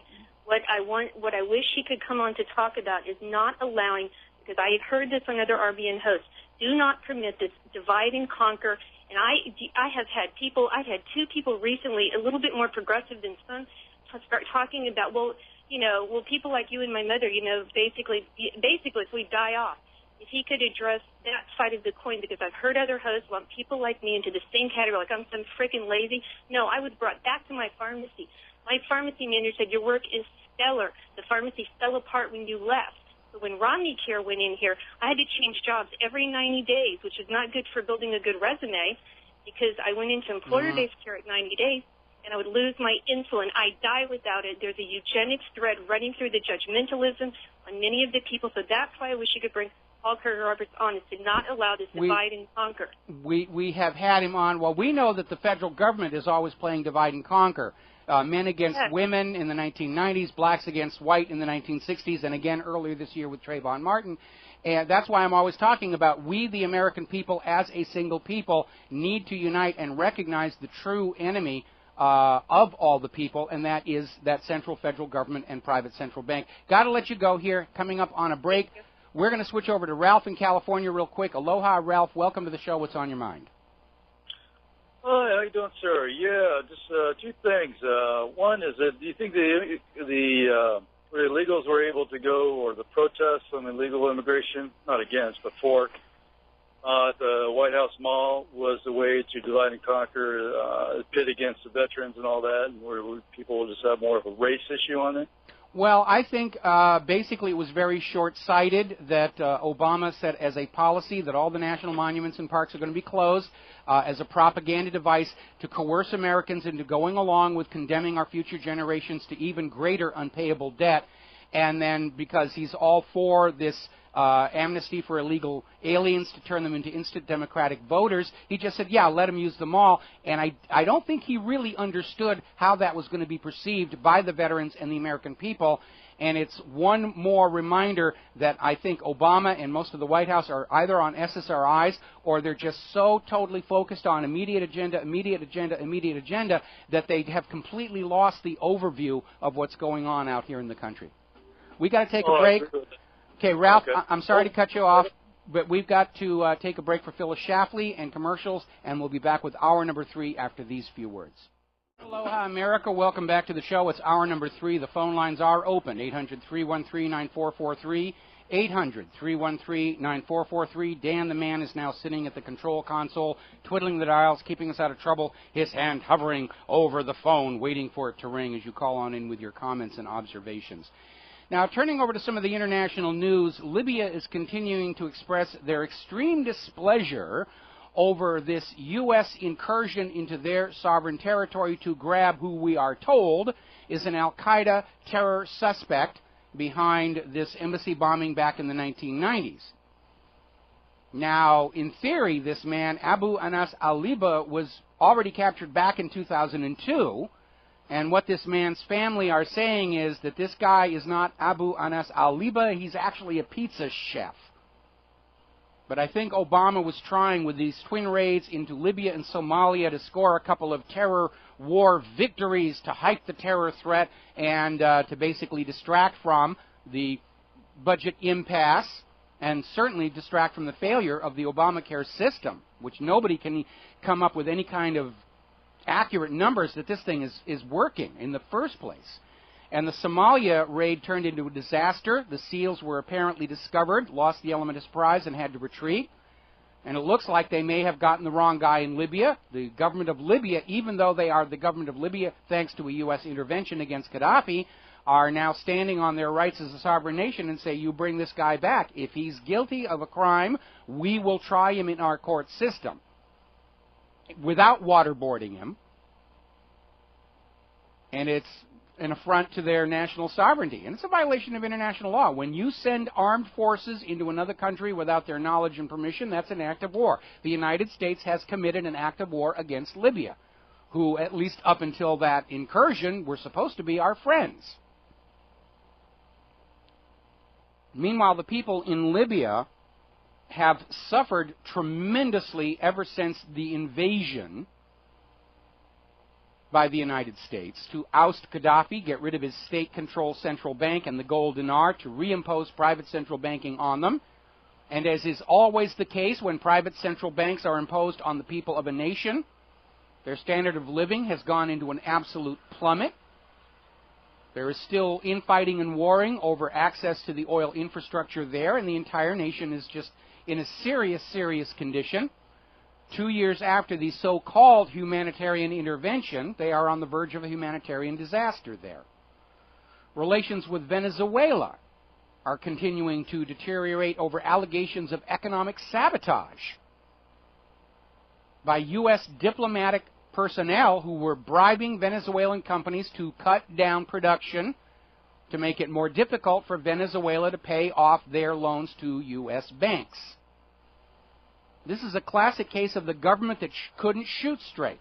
all that work to get Hugo Chavez out and get a U.S.-friendly government in, and now by going in and committing economic sabotage, they now have another anti-U.S. government because of all the NSA spying and all these other games. If you work to put a U.S.-friendly government into a nation, be friends with them. Don't turn around and start treating them like they're already on the victims list. Now, Russian Foreign Minister Sergei Lavrov is again reasserting that for all the hue and cry we are hearing from Benjamin Netanyahu and his obedient parasitic sycophants in the United States government and media, there is zero proof that Iran is building nuclear weapons or even considering it. There is no proof whatsoever. Now, of course, the U.S. attitude is, you have to prove you're not doing what we know you're not doing, which, of course, is impossible to do. And that's their negotiating position, to create an impossible circumstance for the other country to achieve, to say, aha, you failed, we can invade. But Lavrov is out there saying, based on the available information that has come out of Iran, no reasonable person is going to come to the conclusion that Iran is engaged in any kind of a nuclear weapons program. Iran is building nuclear power stations. They've got one in operation, getting ready to start a second one. They have the fuel rod processing facilities to power those power stations. They are manufacturing and exporting medical isotopes, which is competition for Israel's manufacturing and exporting of medical isotopes. Can't have that happening. And there is not a thing that Iran has been documented as doing that is not allowed to them under the Nuclear Non-Proliferation Treaty. But we're still seeing the rhetoric here in this country about we must go into Syria, and if it's not the gas weapons, it's got to be something else to open the door for that long lusted-for war with Iran. And Russia understands that the U.S. agenda is really all about forcing the rest of the world back onto Bretton Woods. It's got nothing to do with weapons of mass destruction. That's just the propaganda fed to the American people, so we'll gladly throw our money and the lives of our children into these various incursions, except that now the American people understand that's what's going on here. So Russia, which very wisely and prudently has been bolstering their military, and they spend their military budget far more wisely than the U.S. government does, they are deploying military assets to territories around the Caspian Sea and the Black Sea. And the reason they're doing that is Russia has already told the United States in no uncertain terms, both to Secretary of State Hillary Clinton and Secretary of State John Kerry, that when the United States goes into Syria and or Iran, Russia will simply pour in support, weapons, and material onto the other side, turn them into the new Vietnam, and grind the United States slowly down in a war of attrition. Russia's economy can support that.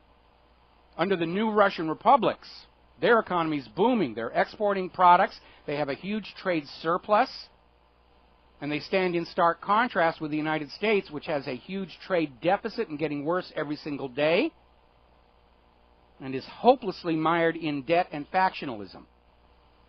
And what Russia is doing, there are two land routes for the supply of Iran and Syria.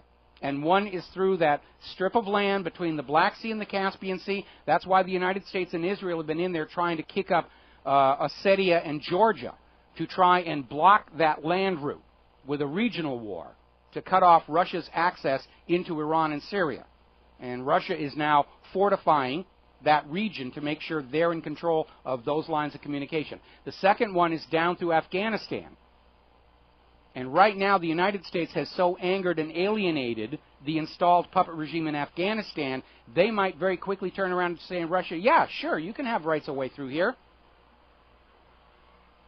This is all strategically falling apart. The U.S. is walking into, let me rephrase that, the U.S. government is dragging you, the American people, into a war they cannot win conventionally. And that means if we allow them to go any further into Syria and Iran, we are inevitably going to wind up in a nuclear war.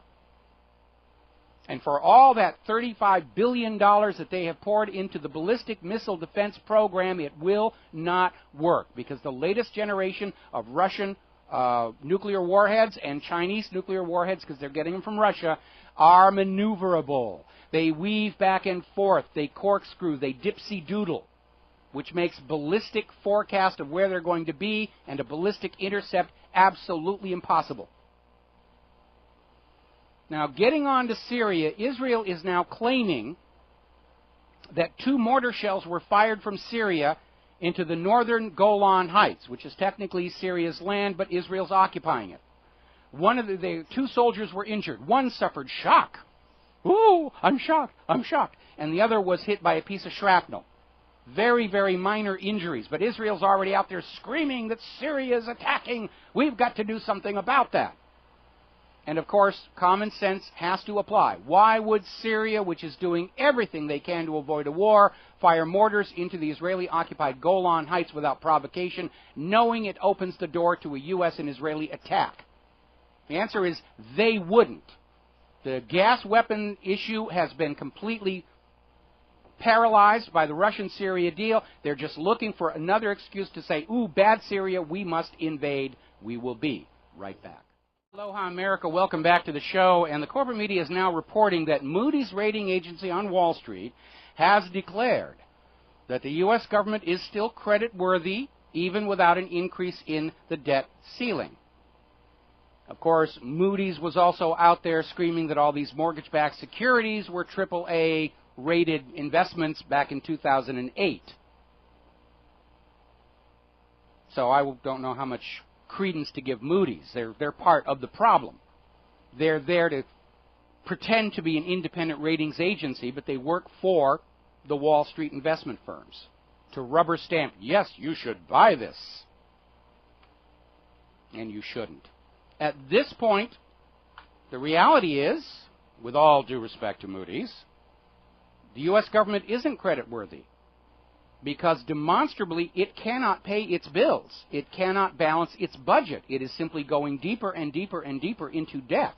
And you as Americans understand that just because you can get another credit card doesn't necessarily mean you're ever going to be able to pay all those credit cards off. And that's all the U.S. government is doing. They're asking for another credit card. And it's easy for them to do because they don't get that monthly bill, you do.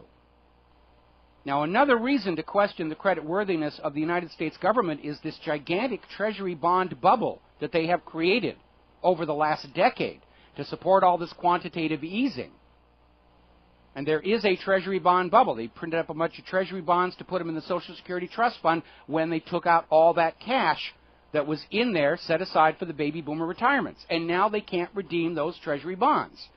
Even if they grant amnesty to all the illegal aliens, there will not be enough living Americans paying enough tax revenues to redeem all those Treasury bonds. And we know there's something like 400 billion of them coming due in November. And if they're not rolled over, there's going to be a major, major problem.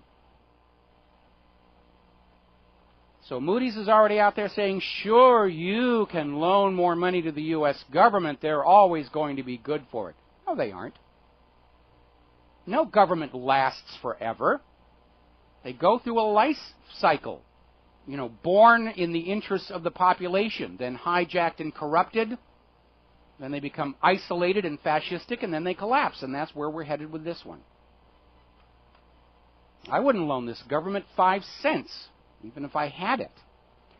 Now, we've been talking a long time about the abuses of the no-fly list, where people are put on this list simply for having names that spell sort of kind of like maybe somebody who is suspected but not proven of doing something the United States doesn't like. And now there is a new abuse. Apparently, the FBI, and this is coming out of an ACLU lawsuit, which is being bandied back and forth, the FBI has been placing Muslims on the no-fly list for refusing to become U.S. government informants. In other words, when a Muslim is going through the airport, they're approached by the FBI and said, we need you to be an informant inside your mosque, inside your community. You've got to report on what all the Muslims are doing to us. And any Muslim who says, no, I don't want to be informant, they find up their name, is on the no-fly list. That's extortion. That's absolute extortion, and it shows the abuses of allowing the government to decide who can and cannot travel, who can and cannot get health care, who can and cannot do anything, because inevitably it is used to subvert the population to the government's purposes. Going to take a phone call here. Fred in Michigan. Aloha, Fred. Welcome to the show. What's on your mind? Mike, congratulations on your stellar presentation with George Norrie. Thank you. And I'm encouraging people in the audience to call. Another program that you ought to get on is Ground Zero Media with Clyde Lewis. Mm-hmm. He would love to interview you. You ought to be the resident. You should be the resident expert for sure on Coast to Coast, because Norrie does have a roster of experts on the different realms. And I wanted to bring to your attention to Romans 13. People ask me why I no longer see myself as a Judeo-Christian. And I say, well, because all you clowns believe that Romans 13 says that you're supposed to, and I even surveyed over close to 24 501c3, corporate government, business of salvation, spiritual propaganda, church organizations in this locale. And invariably, every single pastor, associate pastor I spoke with said, yes, you're supposed to support the government no matter what. It's ordained by God. It says so in Romans 13. Mm-hmm. Well, every religion, pretty much all religions, there are a couple of exceptions, but pretty much all religions, because they are tied in with the governing body to help control the people, they'll always have a provision in there. God says you must obey the lords and ladies. They're anointed by God, divine right, and so forth and so on. But you need to understand the Bible as we know it today, the New Testament, was not actually written by any of the people whose names are on those books. Matthew, Mark, Luke, and John did not write the Gospels of Matthew, Mark, Luke, and John. They were written decades and centuries after the historical Jesus lived, and they were written mostly to market Christianity as a new religion in Rome itself, especially following the Council of Nicaea. And because Christianity was the official religion of Rome, they had to cooperate with Rome, and so Romans 13 was put in there and saying, yes, you must obey the Roman government authorities in order to please God. That's just basically the nature of the scam. And also, brother, I think the parable of the talents would buttress what you just said, because in the parable of the talents, it talks about usury being a great thing. Mm-hmm. And so I'm thinking, man, whoever this guy King James was, I bet he was an unsavory, thug. King James didn't write the King James Bible. He basically arranged for it to be written because this was in the aftermath of Gutenberg rediscovering movable type printing, and all of a sudden people were printing up Bibles, and they began to realize with the new age of literacy that the Bibles had been so altered by each individual church to serve whatever their own agenda was. It was casting doubt on the validity of religion as a whole because they were in such disagreement. So the whole point of the King James Bible was to say we're all going to agree that this is the one, so that people stop asking pesky questions about why this Bible says one thing and this other Bible says something directly contradictory. And some of that stuff still exists to this very day. I keep seeing all these arguments about how we should have the Ten Commandments in public buildings. Which version do you want? Because the version of the Ten Commandments in the Catholic Bible doesn't match the Ten Commandments in the Protestant Bible, doesn't match the Ten Commandments in the Torah. That's great, Mike. Man, I sure thank you for that. Oh. And I'm going to be calling these other programs to see if we can't get you on there, too. They know where to find me. And, yeah, the coast-to-coast thing, it literally was 11th hour. They called me just a couple of hours before we went to air. It's my second time on Coast to Coast, and George did indicate that they're going to have me come back for even longer than a single hour. So I'm very, very pleased. Our server was just hammered by new readers coming on. We've had all kinds of new people wanting to be members on the site. So there's absolutely no question that this was a very good thing for what really happened to have happen. Okay? Fantastic, brother. Fantastic. Thank you. All right. We're going to let you go here. I know we've got another caller, but I want to wait until after the commercial break here. Up in Detroit, there's been another incident with the out-of-control police where they raided a home, firing their guns across the street from a school where kids were playing on recess. They're just completely oblivious to what's going on around them. Apparently there's been another allegation where a woman arrested on a DUI charge was sexually assaulted by the arresting officers. They really are out of control.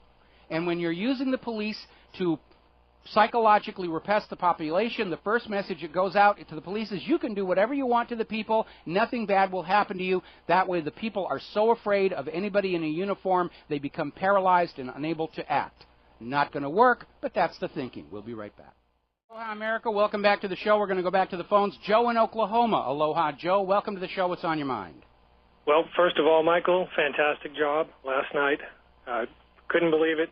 It was beautiful. Question, interview that you posted yesterday with Karen Hudez. She's the whistleblower from the World Bank, or one of the whistleblowers. Mm-hmm. She mentioned that there is an amount of gold, and in particular in Hawaii, an amount that is equal to or greater than all gold that has been mined. Have you heard this? I have not heard anything of the sort. The Hawaiian culture is very much into personal gold ownership and the bracelets and stuff like that. But as far as any kind of bullion on store here, I have heard nothing about that. Well, it's on your website. I do recommend it. It's about a 25-minute interview. And she has claimed this. Yesterday was the first I've ever heard her mention where that gold might be. But throughout her interviews the last few months, she's mentioned this. And I think it was 150,000 tons. I don't know the numbers, but very disconcerting to me. Well, I posted her interview because of her concerns about the U.S. dollar actually, factually being pretty much worthless and propped up solely through the petrodollar deal and Bretton Woods. I actually missed the part about there being a large bullion store here in Hawaii. I have no idea where it would even be kept. I'll ask around, but I don't know. I have nothing to support that. Okay, well, she gives the name of it. It's right there in the interview. Just thought you want to know. All right, I'll check it out there. We're going to switch over to Kyle in Philadelphia. Okay. Aloha, Kyle. Welcome to the show. What's on your mind? Hey, Mike, I wanted to go back to Obamacare and something that we as a modern culture have a bad habit of, and that is buying into an illusion of choice. And that is, whether you're buying health care through the government or you're buying it privately, you're getting the same thing. Mm-hmm. And now you are. Now you're getting the same thing. And it's the same, we have Coke and Pepsi, Walmart and Target, Verizon and Comcast, and it's this illusion that somehow you have the power to decide what you're going to consume and what you're going to contribute to. Well, I think the best example of that, of course, is when Jon Stewart had his interview with the head of Health and Human Services, and she basically came out and said, yes, you have a choice to delay Obamacare as long as you're willing to pay the fine. That's not really a choice. It's still you're surrendering your money to the government no matter which path you go on. Well, and that's exactly it. You're still drinking, whether it's Coke or Pepsi, you're still drinking soda. Whether it's Target or Walmart, you're still buying Chinese garbage. Well, first of all, I don't shop at Walmart, and I don't drink soda pop of any kind here, so we still have some control over that. But especially when you get into the government telling you you must buy something, you can choose which auto insurance company you'll go to, but you will go to one of them. You can choose which health insurance company you're going to go to, but you will go to one of them. And that is where we have the illusion of choice, but we don't really have a choice at all. And again, like the head of Health and Human Services said on the Jon Stewart interview, you can delay Obamacare if you want, but you will pay a fine. And when the government's agenda is to get money out of you, it almost doesn't matter which way you choose, from their point of view. It's like you had said before. It's when after feudalism, when nobles said you're going to, farm the potatoes, you're going to keep the horses, you're going to take care of the pigs. People didn't like being told what they were going to do. But when you make that cage a little bit wider and you give people the idea that they're choosing to farm the potatoes or raise the horses or take care of the pigs, you're still giving your work to the higher power. You're still giving your money to the nobles. You're still giving your money to the government. You're still giving your money to the insurance companies. And just because they have made the cage a little bit wider, we're still living in a sense of, feudalism, even though we get to pick which flavor of we're definitely being dragged back to feudalism and serfdom here. The original model was, again, by your own efforts you could make a better life, and yes, you paid some of your wealth to the government in exchange for which the government would take care of the needs of the community that you couldn't organize for yourself. But our current government has totally gone over to the side of the money junkies, and their only priority right now, especially in dealing with all this artificially created debt, is how to get more money out of the American people. And the real failure in their planning is coming up with a way for the American people to earn that money to meet these new demands. And nobody's been thinking about that, and that is why the entire system's going to collapse. Well, and I've seen in the past 3 weeks to months, I've seen a higher rhetoric, a higher level of, this thing's coming down. You're starting to see a lot of people talk about, you're seeing that the rats leave the ship, i.e. Jamie Dimon, Bernanke, all these people, and you're starting to see people saying, listen, this can't go on. The reaction to the Federal Reserve not tapering and the reaction that spread out in the country, I think we're getting real close. If we make it to 2014 at this current level, I will be surprised, but I wouldn't be shocked if, next Monday, 2 Mondays, a month from Monday, there's not some, event and then collapse. I'm surprised they've held it together as long as they have, but then we continue to underestimate the degree of deception and fraud taking place in the government and the financial system. And it is, sounds cliche, but it is an utter house of cards. There is nothing that is propping up this economy except the illusion that there is a functioning economy right now. There is absolutely nothing. If it weren't for quantitative easing and all this $85 billion a month they're creating out of thin air, Wall Street would have collapsed long before now. It's literally being propped up, and it cannot last because all this money creation is undermining the value of the dollar. All these treasury bonds that are being printed up to support all of this money creation have created a treasury bond bubble. When it goes, it's going to go fast, and it's going to be really ugly, okay? And in 2008, if we had let those banks fail, it's 5 years later now. We would be coming out of the worst of it. We would be coming into an economy that new banks were rising and new policies were taking in. If we had just at that point said, no, you're not getting any of our money, there's no bailout, you made the call, so you deal with the penalty of it. Well, the American people did say no to TARP. It was 9-1 against, but members of Congress whose own personal investment portfolios were tied up with all these companies that were doing the mortgage-backed security fraud, they voted themselves richer or saved their own wealth on the backs of the American taxpayer. And at that particular moment, especially if you look at the way TARP was first passed in the Senate and then the House arm-twisted to go along with it, that's a complete violation of the Constitution right there. They committed an unconstitutional act to enrich themselves on the backs of the American people. It doesn't get plainer than that. This government does not represent the general American population. It's a government of the money junkies, by the money junkies, and for the money junkies. Last time, Wall Street pretty much had a gun to our heads and said, give us the money. And this time, they don't have the ability to do that. So all the options are used up. There is nothing that you can do. Like a heroin addict, Wall Street is now immune to money injection. The only thing the Fed can really do is print money and lower interest rates, and that's not going to work this time. Yeah, they've exhausted all of their options, which is why I think we have to be very concerned about some kind of a dramatic false flag that will allow the government to declare a national emergency, suspend the Constitution, say we, the government, are now in direct control of all economic life in this country. We'll tell you how much you get to live on, and the rest of it. And when it comes to the economy, confidence is the only thing that runs our economy right now. And if there is loss in confidence in the government by the majority of Americans, which I believe that there is, but if that idea, like, listen, you tried this before, you told us this was going to work, you lied to us, we don't believe you. If that's not there, they don't stand a chance of surviving this. So well, that's where we are right now. Now, you've heard the phrase, a con, meaning a swindle. It comes from the phrase confidence game, and that's exactly what Wall Street has been playing on the country for close to 100 years now, a confidence game, and it really is coming apart. And it's going to be dramatic when it happens.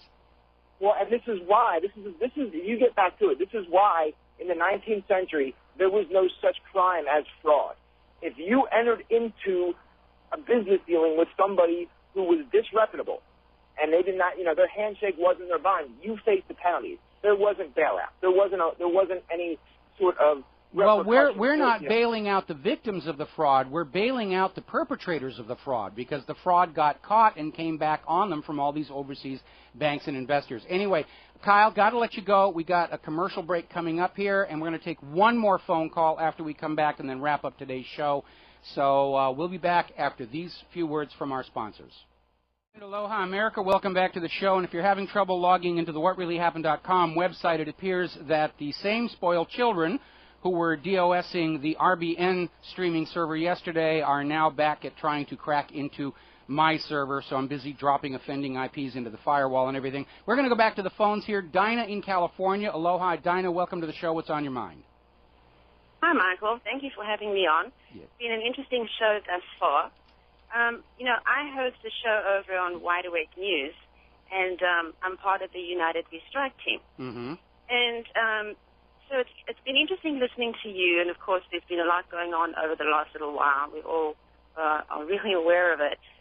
And, what you say is absolutely true. There's this illusion of function in our government, and the illusion has gone on for so long that people have been completely lulled and deluded into thinking that everything's okay, when the reality is things have been terribly not okay for a very, very long time.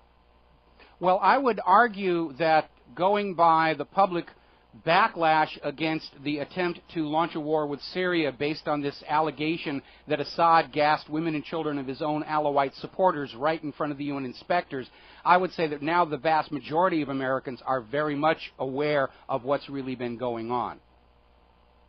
Absolutely.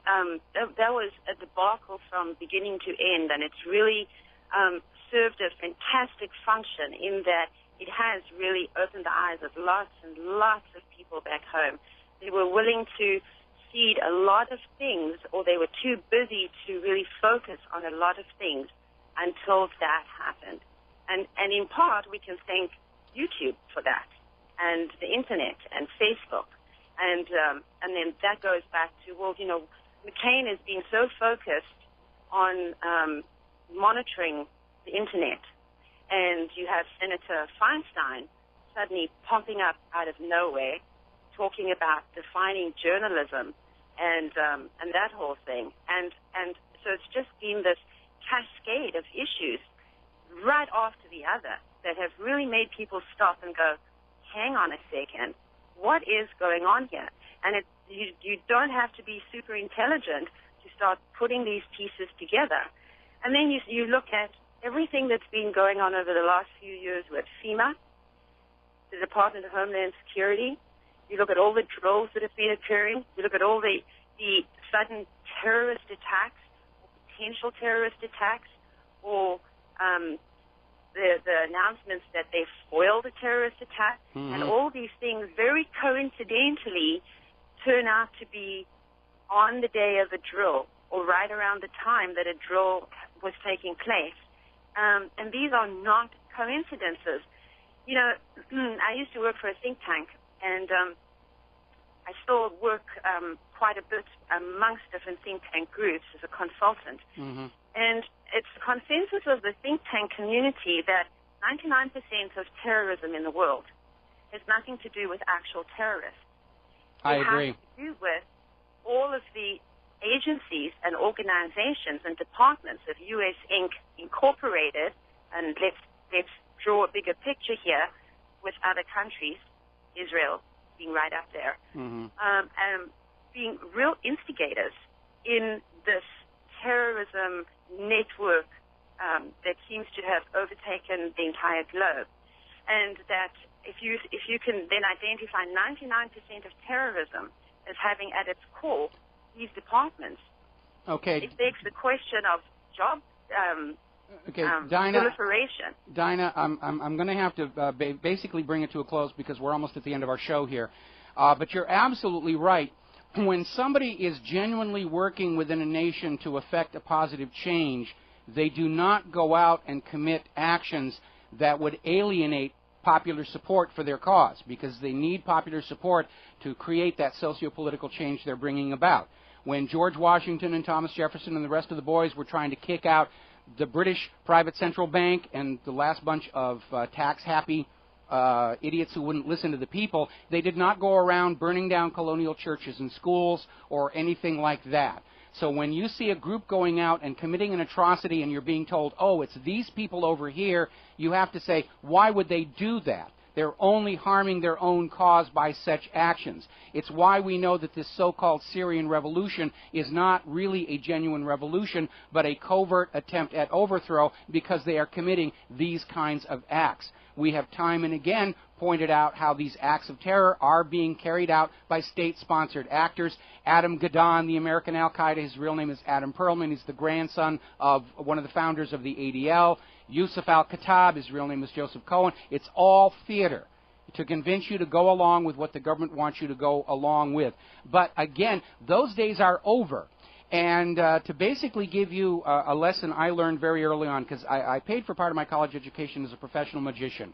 And anybody who's a magician understands that when you make that first mistake and the audience sees the card up the sleeve or the trapdoor where the rabbit appears, you have lost the suspension of disbelief and you're not going to get it back. And you might as well just tell a bunch of jokes and exit the stage gracefully, because the show is over. Now, in Washington, D.C., they're still trying to manage the American people's perception with the propaganda tricks that worked in the 1950s and 1960s, when the American people suspended their disbelief, they were trusting and naive, and they simply accepted what they were told and enjoyed the show. But the card slipped out of the sleeve back with Saddam's nuclear weapons, and several times since, and now the American people are looking for reasons to disbelieve the official story. But this government doesn't understand that change in public perception has happened, and they're still out there trying to pull rabbits out of their hat or chemical weapons out of Assad's whatever he's wearing. And they don't understand that we've reached the stage in the national history where everything the government does to try and reassert control over the people only makes the situation worse. And that is really where we are. Dinah, I got to let you go. We're down to the last few minutes of the show here, and I want to wrap up. First of all, thank you for all the people who sent all the wonderful email about my appearance on Coast to Coast last night. You're on the verge of turning my head.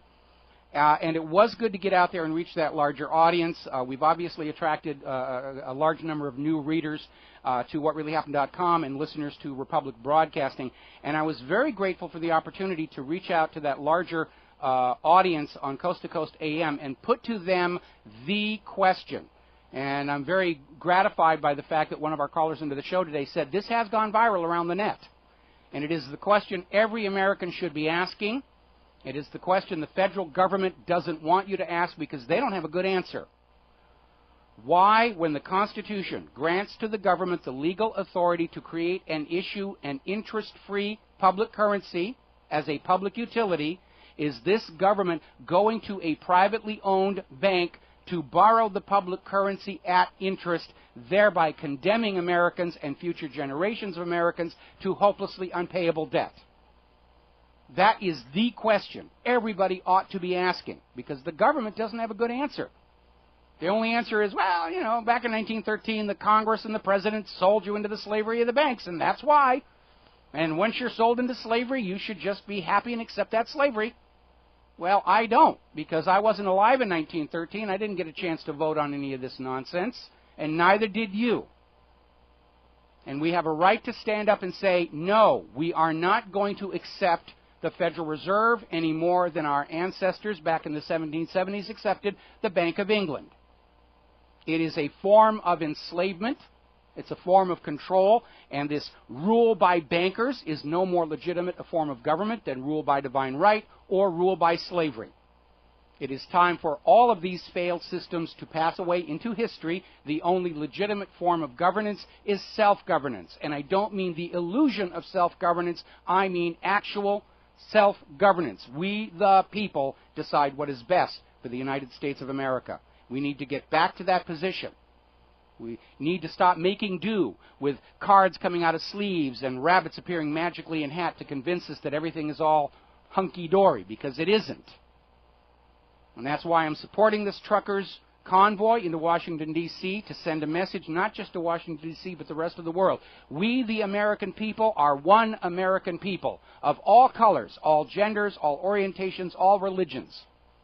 And we will not be the wallet of last resort for Wall Street's crimes and corruptions. We do not support what this government is doing. We know it's all based on lies to wage war on innocent countries that have done us no wrong. There's the music. It's time for Claire and I to get out of here and get something useful done with the rest of the day. Please take a moment to go over to Republic Broadcasting and hit that donate button. We don't get big checks from Monsanto and Syngenta and Dow Chemical and these other corporations. We're running literally on the will and good support of you, the listening audience. We are the People's Radio Network. We rely on your support. Thanks to those of you who've already chipped in. We'll talk to you tomorrow, and aloha, America.